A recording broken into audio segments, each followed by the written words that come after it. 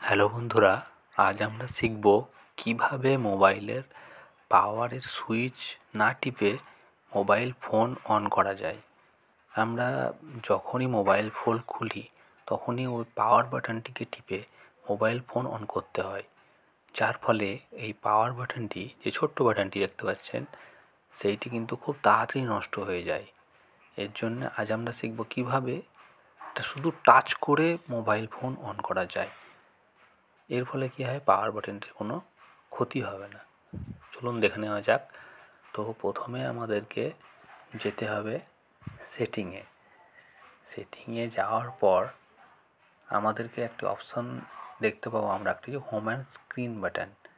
সেই বাটনটিতে যাওয়ার পর নিচের দিকে স্ক্রল করলে আমরা আরেকটি অপশান পাবো, সেটি হলো double tap two ওয়েক or turn off screen, যেটা আপনারা দেখতে পাচ্ছেন স্ক্রিনের মধ্যে। এইটি হাইড হয়ে থাকে নর্মালি, এটিকে আপনাদের অন করে দিতে হবে।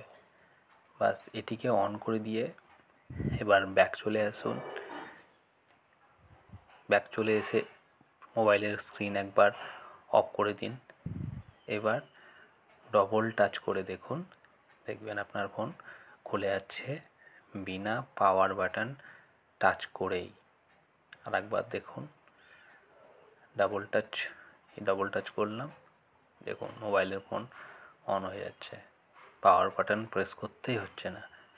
তো এইভাবে আমরা পাওয়ার বাটন না টিপে শুধু ডবল টাচের মাধ্যমে মোবাইলটি অন করতে পারবো। এর ফলে কী হবে, পাওয়ার বাটনটি নষ্ট হয়ে যাবে না। এতে কী হয়, আমরা সবসময় পাওয়ার বাটন ব্যবহার করি মোবাইল ফোন খোলার সময়, এর জন্যেই পাওয়ার বাটনটি নষ্ট হয়ে যায়। তো এইভাবে আপনারা ব্যবহার করতে পারবেন। Thank you.